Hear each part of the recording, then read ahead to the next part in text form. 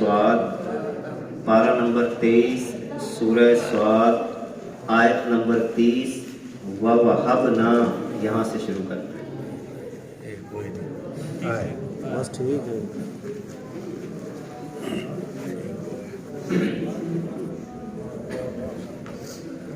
اعوذ باللہ من الشیطان الرجیم بسم اللہ الرحمن الرحیم.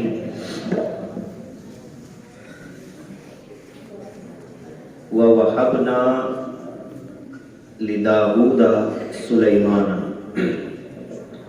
اور دیا ہم نے داؤد علیہ السلام کو سلیمان. نعم العبد کتنے ہی اچھے بندے ہیں، کتنے ہی اچھے بندے ہیں، یہ اللہ فرما رہا ہے.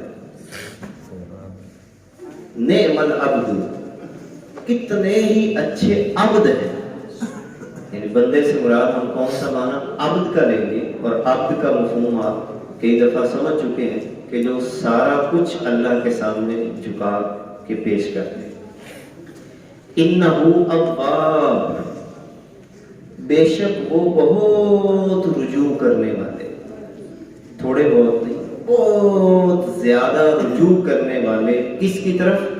اللہ کی طرف. اب رجوع کا مطلب یہ ہوتا ہے کہ آپ زندگی کے ہر مرحلے میں اللہ کی ذات کی طرف متوجہ ہیں، یعنی توجہ کہیں ادھر ادھر نہ جائے، فوراً توجہ اللہ کی ذات کی طرف چلی جائے.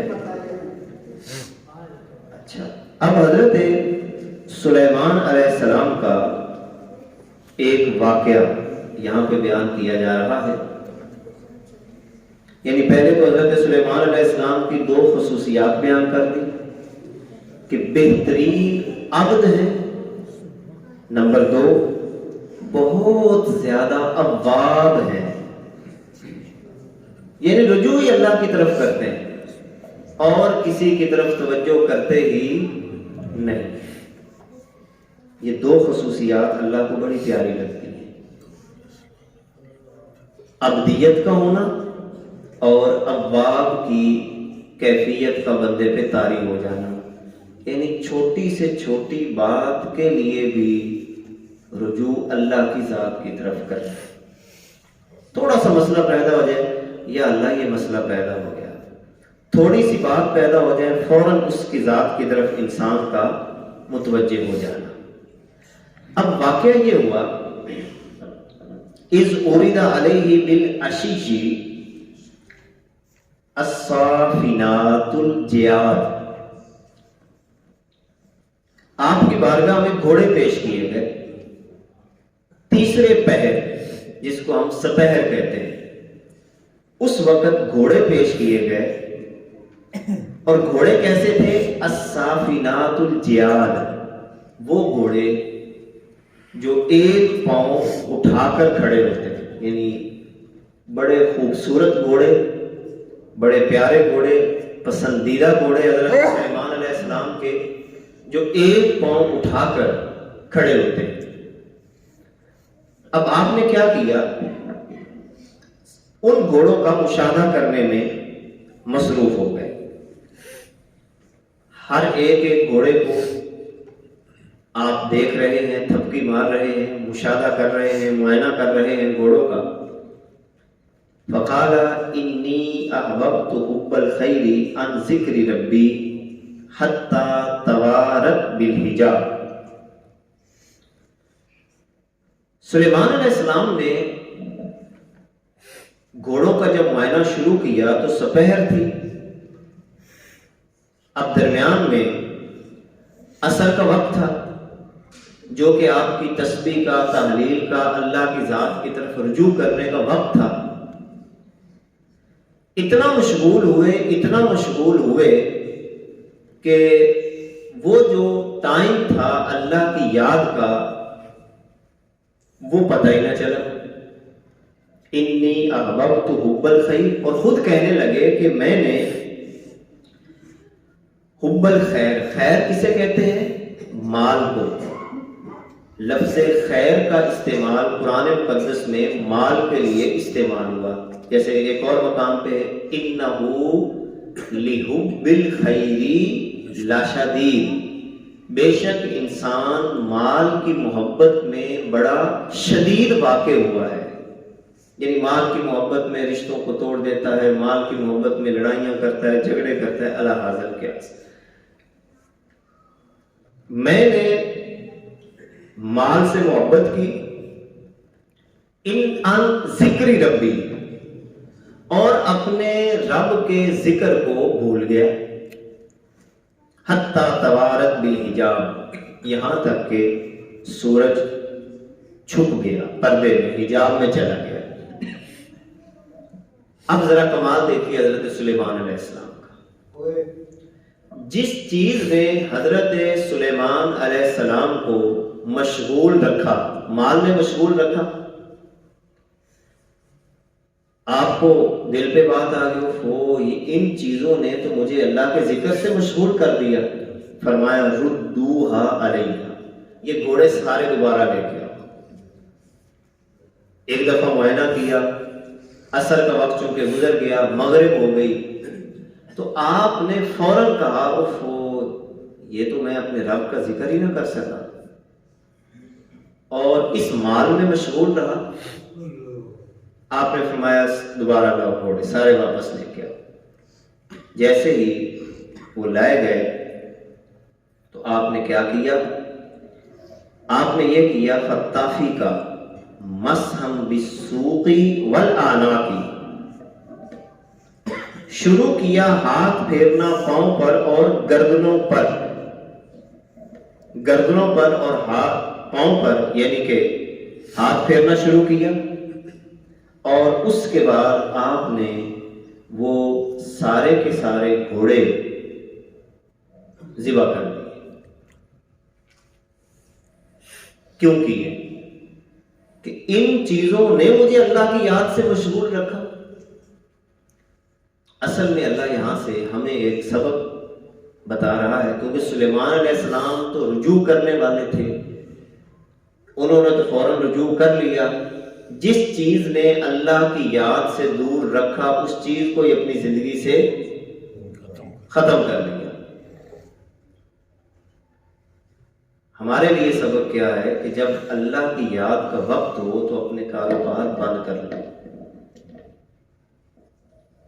کہ دیکھیں وہ کاروبار تمہیں اللہ کی یاد سے دور کرتا ہے، وہ دکان جو اللہ کی یاد سے دور کرے، وہ آپ کی چیزیں جو آپ کو اللہ کی ذات سے دور کرے. ادھر اذان کی آواز ہو، تم پانی بھی لگا رہے ہو، فصلوں کی طرف بھی مشغول ہو، تمہیں چاہیے کہ اس وقت اپنے تمام معاملات کو چھوڑ کر اللہ کی ذات کی طرف رجوع کیا جائے. اسی لیے اللہ رب العزت فرماتا ہے کہ اصل میں یہ ہوا کیا تھا، وَلَقَدْ فَتَنَّا سُلَيْمَانَ، ہم نے حضرت سلیمان علیہ السلام کو آزمایا. سلیمان علیہ السلام کی آزمائش کی. وَأَلْقَيْنَا عَلَى كُرْسِيِّهِ جَسَدًا، تو ایک جسد ہم نے ان کی کرسی پر ڈال دیا. کرسی پر ایک جسد ڈال دیا، اور کیا ہوا جب ان کی کرسی پہ جسد ڈالا؟ اس کی تفسیر کے اندر مفسرین نے یہ لکھا ہے کہ آپ جب قضائے حاجت کے لیے تشریف لے کے گئے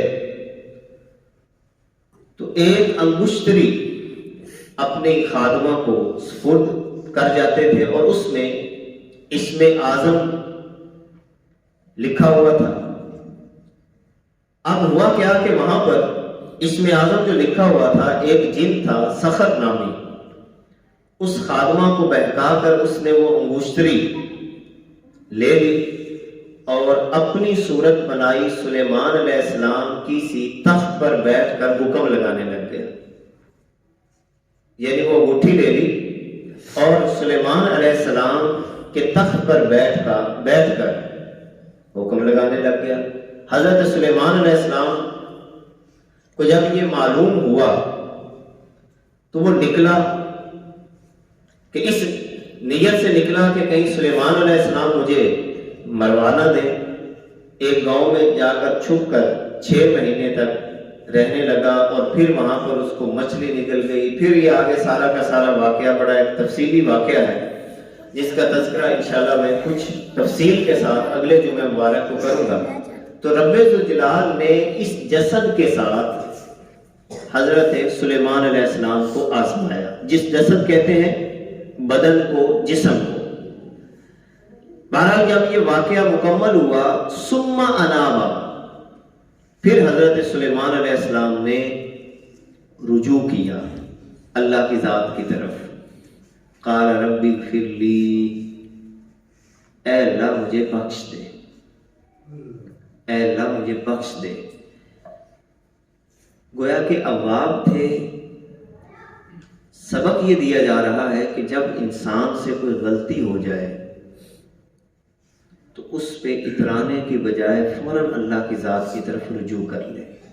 غلطیاں ہو جاتی ہیں.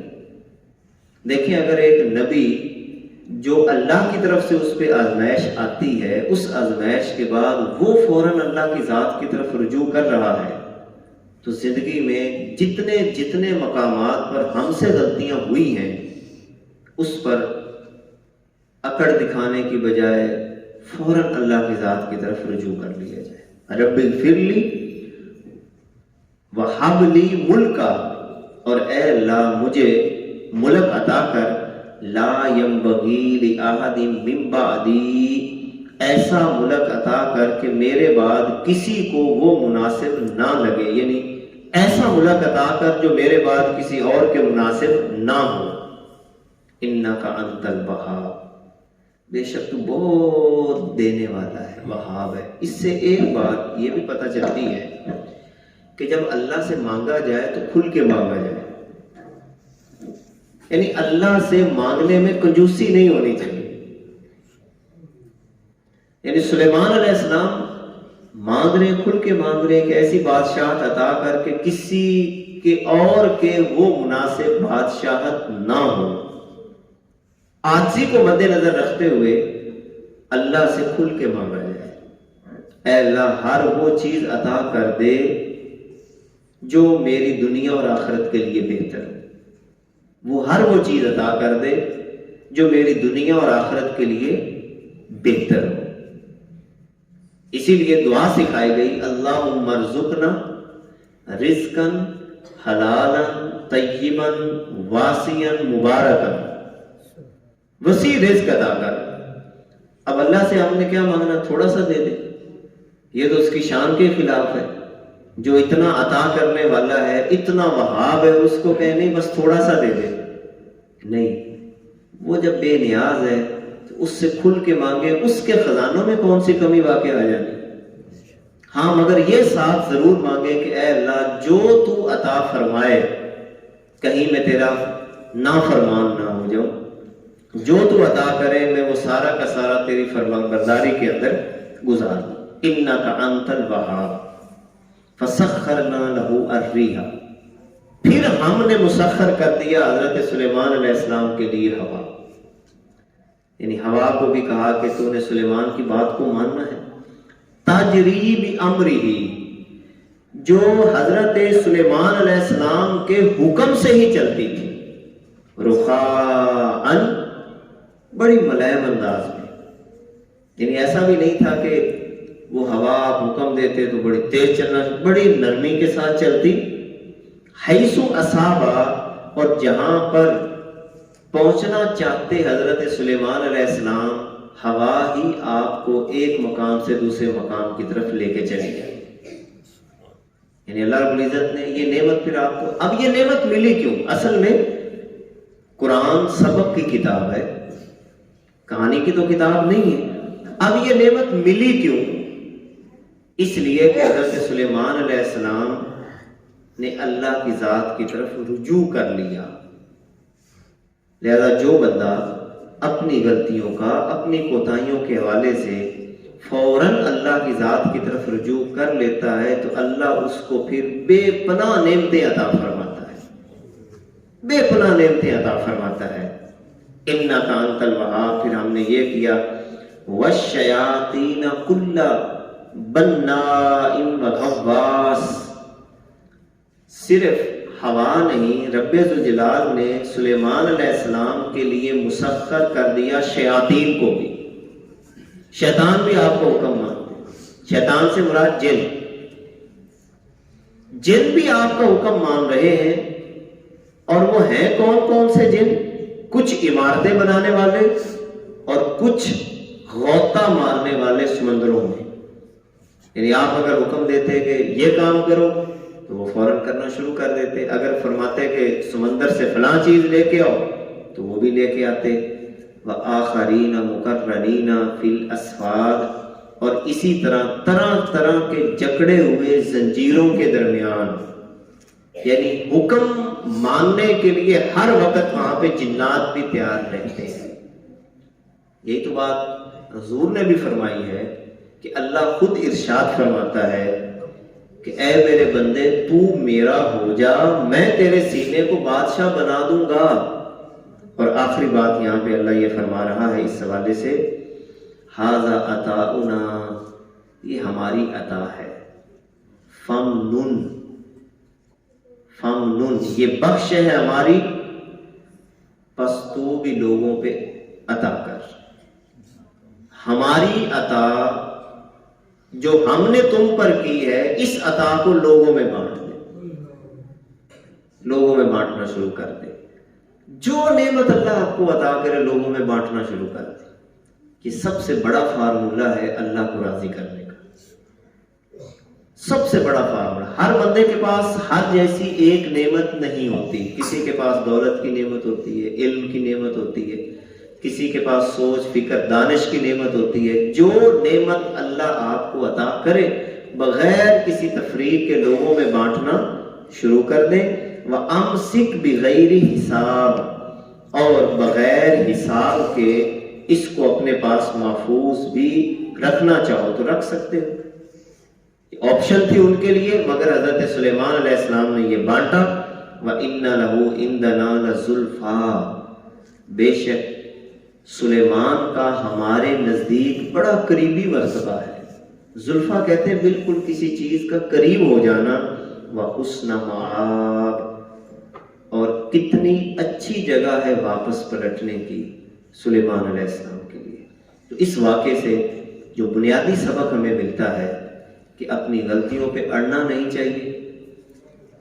कोई गलत काम कर बैठे तो उस पर इसरार ना करें, बल्कि फौरन अल्लाह से माफ़ी मांग ले, रुजू कर ले। जब इंसान रुजू करता है तो अल्लाह फिर नेमतों में और इजाफा फरमा देता है। एक और मकाम पर भी अल्लाह ने ये बात की है कि तुम अगर अपने रब से माफ़ी मांगते रहो तो मैं मूसलाधार तुम पे अपनी रहमतों को नाज़िल करूँगा। अल्लाह रब्बुल इज़्ज़त हमें उस ज़ात की तरफ रुजू करने की तौफीक अता फरमाए। बिस्मिल्लाहिर्रहमानिर्रहीम।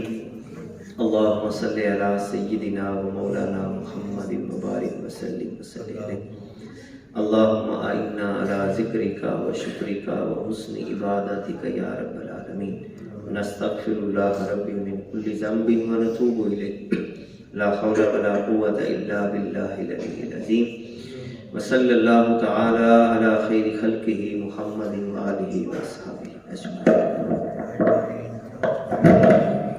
हज़रत दाऊद अलैहिस्सलाम और सुलेमान अलैहिस्सलाम का आपस में क्या रिश्ता हो गया?